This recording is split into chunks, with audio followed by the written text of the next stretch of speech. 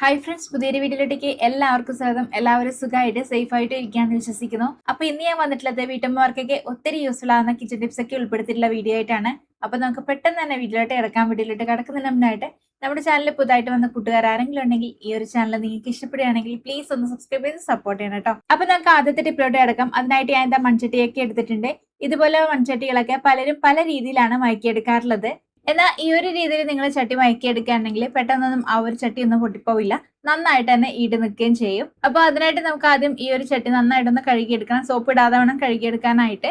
പിന്നെ ഇതുപോലുള്ള മൺചട്ടിയിൽ നമ്മൾ ഒരിക്കലും സോപ്പ് യൂസ് ചെയ്യാൻ പാടില്ല കേട്ടോ. സോപ്പിന് പകരമായിട്ട് നമുക്ക് ഗോതമ്പ് മാവോ അല്ലെങ്കിൽ കടലമാവോ യൂസ് ചെയ്തിട്ട് കഴുകിയെടുക്കാവുന്നതാണ്. അങ്ങനെ എന്താ കഴുകിയെടുത്തിട്ടുണ്ട്. ഇനി ഇതിലോട്ട് ചേർത്ത് കൊടുക്കുന്നത് കഞ്ഞിവെള്ളമാണ്. പിന്നെ ഈ ഒരു കഞ്ഞിവെള്ളം ഒഴിച്ചു കൊടുക്കുന്ന ടൈമിൽ ചട്ടി മുഴുവനായിട്ട് ഒഴിച്ചു കൊടുക്കാനായിട്ട് നോക്കണം. അതായത് മുക്കാൽ ഭാഗത്തിന് മുകളിലായിട്ട് വേണം ഒഴിച്ചു കൊടുക്കാനായിട്ട്. അങ്ങനെ എന്താ ഒഴിച്ചു കൊടുത്തിട്ടുണ്ട്. ഇനി നമുക്ക് അടുപ്പിലോട്ട് വെക്കണം. അങ്ങനെ എന്താ ഫ്ലെയിം ഒക്കെ ഓൺ ചെയ്ത് കൊടുത്തിട്ടുണ്ട്. ഇനി ഇതൊരു മീഡിയം ഫ്ലെയിമിൽ വെച്ചിട്ട് നന്നായിട്ടൊന്ന് തിളയൊക്കെ വരണം കേട്ടോ. ഇപ്പൊ ഇത് ചെറുതായിട്ട് തിളയൊക്കെ വന്നു തുടങ്ങിയിട്ടുണ്ട്. ഇനി ഇത് നന്നായിട്ട് ഒന്നുകൂടി ഒന്ന് തിളയൊക്കെ വരണം. പിന്നെ ഈ ഒരു ടൈമൊക്കെ പെട്ടെന്ന് തിളച്ചു കിട്ടാനായിട്ട് ഹൈ ഫ്ലെയിമിലിട്ടും വെക്കാൻ പാടില്ല. എപ്പോഴും മീഡിയം ഫ്ലെയിമിൽ വെച്ചിട്ട് വേണം ചെയ്തെടുക്കാനായിട്ട്. ഇപ്പൊ ഇതാ കഞ്ഞിവെള്ളമൊക്കെ നന്നായിട്ട് തിളച്ച് വന്നിട്ടുണ്ട്. ഈ ഒരു ടൈം നമുക്ക് തീ ഓഫ് ചെയ്യാം. അത് നമ്മൾ ഒഴിച്ചു കൊടുത്ത കഞ്ഞിവെള്ളത്തിന്റെ അളവൊക്കെ നന്നായിട്ട് കുറഞ്ഞിട്ടുണ്ട് കേട്ടോ. അങ്ങനെ എന്താ തീയൊക്കെ ഓഫ് ചെയ്തിട്ടുണ്ട്. ഇനി ഈ ഒരു കഞ്ഞിവെള്ളം തണുക്കുന്നത് വരെ ഈ ഒരു ചട്ടി തന്നെ കിടന്നോട്ടെ. ഇപ്പൊ ഞാൻ ഇത് ചെയ്യുന്നത് രാത്രിയാണ് കേട്ടോ. അതുകൊണ്ട് തന്നെ ഞാൻ ഇത് രാവിലെ എടുക്കുന്നുള്ളൂ. ഇപ്പൊ ഞാൻ ഇത് രാവിലെയാണ് എടുക്കുന്നത്. അപ്പൊ നമ്മുടെ കഞ്ഞിവെള്ളമൊക്കെ നന്നായിട്ട് തണുത്ത് സെറ്റായി വന്നിട്ടുണ്ട്. ഇപ്പൊ നമുക്ക് ചട്ടി ഉപയോഗിക്കാൻ പാകത്തിലായിട്ടുണ്ട് കേട്ടോ. ഇനി ഞാൻ ഇതിലോട്ട് ഗോതമ്പൊടി ഇട്ട് കൊടുക്കുകയാണ്. നന്നായിട്ടൊന്ന് ഉടച്ചു കഴുകുകയാണ് കേട്ടോ. കഞ്ഞിവെള്ളം ആയതുകൊണ്ട് തന്നെ പശുവിശപ്പൊക്കെ ഉണ്ടാവും.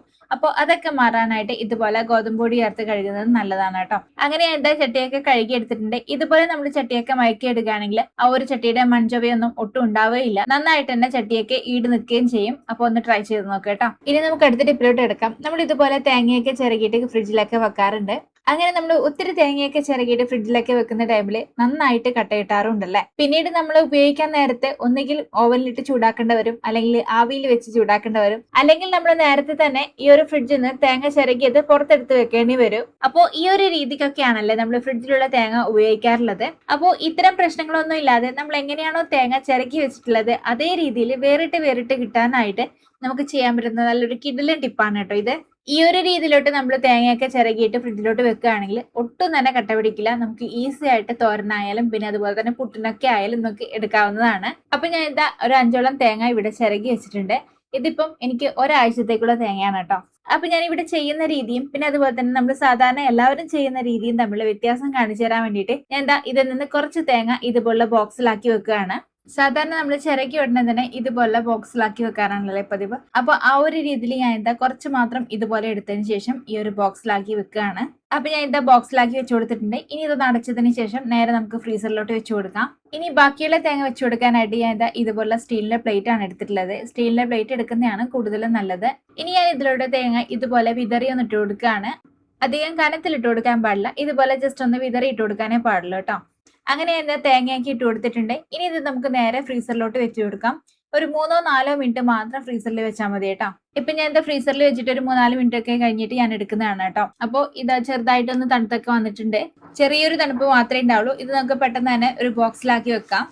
പിന്നെ ബോക്സ് എടുക്കുന്ന ടൈമിൽ നന്നായിട്ട് തുടച്ച് വെള്ളമൊന്നും ഇല്ലാത്ത ബോക്സ് വേണം എടുക്കാനായിട്ട്. ഇനി നമ്മൾ തണുപ്പിച്ചെടുത്ത് തേങ്ങ ഉണ്ടല്ലോ, ആ ഒരു തേങ്ങ ഇതിലോട്ട് ഇട്ട് കൊടുക്കാം.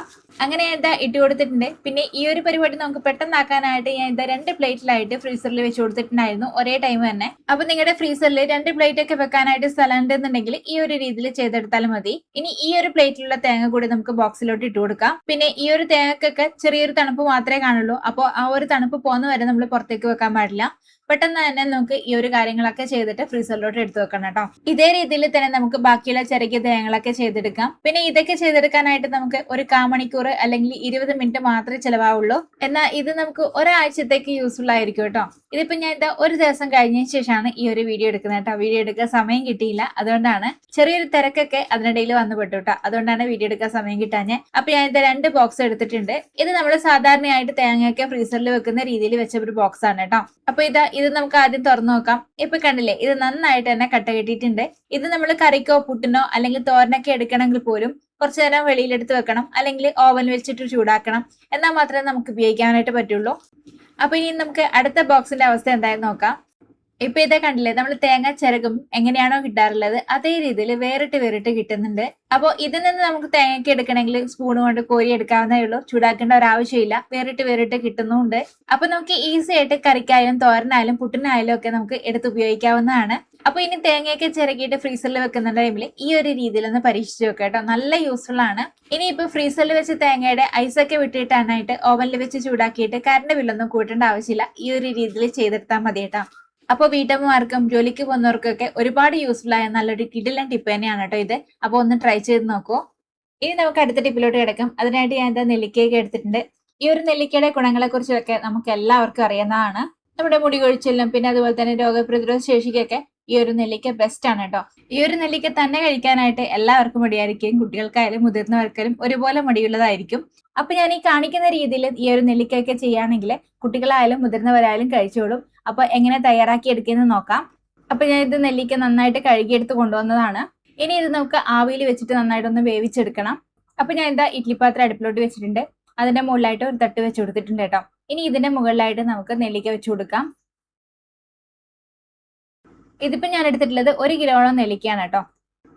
അങ്ങനെ ഇതാ നെല്ലിക്കയൊക്കെ വെച്ച് കൊടുത്തിട്ടുണ്ട്. ഇനി നമുക്ക് ഇതൊന്ന് അടച്ച് വേവിച്ചെടുക്കാം. അങ്ങനെ ഇത് നമ്മുടെ നെല്ലിക്കയൊക്കെ നന്നായിട്ട് വെന്ത് വന്നിട്ടുണ്ട്. ആ ഒരു നെല്ലിക്കയുടെ തൊലിയൊക്കെ നന്നായിട്ട് വിട്ടുവരും. പിന്നെ അതുപോലെ തന്നെ കളറും മാറും കേട്ടോ. ഈ ഒരു ടൈം നമുക്ക് തീ ഓഫ് ചെയ്യാവുന്നതാണ്. ഇനി ഇത് തണുക്കാനായിട്ട് നമുക്ക് വേറൊരു പാത്രത്തിലോട്ട് മാറ്റാം. ഇനി ഞാൻ ഈ ഒരു ഇരുമ്പ് ചട്ടിയിലോട്ട് ശർക്കരയാണ് ചേർത്ത് കൊടുത്തിട്ടുള്ളത്. പിന്നെ നിങ്ങളുടെ കയ്യിൽ പനം കൽക്കണ്ടൊക്കെ ഉണ്ടെങ്കിൽ അത് ചേർത്ത് കൊടുത്താൽ മതി കേട്ടോ, അതാണ് ബെസ്റ്റ്. പിന്നെ ഇപ്പൊ എന്റെ കയ്യിലില്ല, അതുകൊണ്ടാണ് ഞാൻ ശർക്കര ചേർത്ത് കൊടുത്തത്. ഇനി ഇതിലോട്ട് 1/2 ഗ്ലാസോളം വെള്ളം ഒഴിച്ചു കൊടുക്കാം. ഇനി ഈ ഒരു ശർക്കരയൊക്കെ നന്നായിട്ടൊന്ന് ഉരുകി വരണം. ഇപ്പൊ ഇത് നമ്മൾ ഇട്ട് കൊടുത്ത ശർക്കരയൊക്കെ നന്നായിട്ട് ഉരുകി തിളച്ചൊക്കെ വന്നിട്ടുണ്ട്. ഈ ഒരു ടൈം നമുക്ക് നമ്മൾ വേവിച്ചെടുത്ത നെല്ലിക്ക ചേർത്ത് കൊടുക്കാം. ഇനി നമ്മൾ ഇട്ട് കൊടുത്ത നെല്ലിക്ക ശർക്കര പാനി കിടന്നിട്ട് നന്നായിട്ടൊന്ന് തിളച്ചു കുറുകണം കേട്ടോ. ശർക്കരയുടെ മധുരമൊക്കെ നന്നായിട്ട് ഈ ഒരു നെല്ലിക്കയിലോട്ട് ഇറങ്ങണം.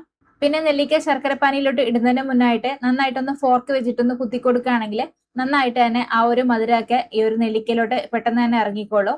അങ്ങനെയായത് നെല്ലിക്കയൊക്കെ ഇട്ട് കൊടുത്തിട്ടുണ്ട്. ഇനി ഇത് കിടന്ന് നന്നായിട്ടൊന്ന് കുറുകി വരണം.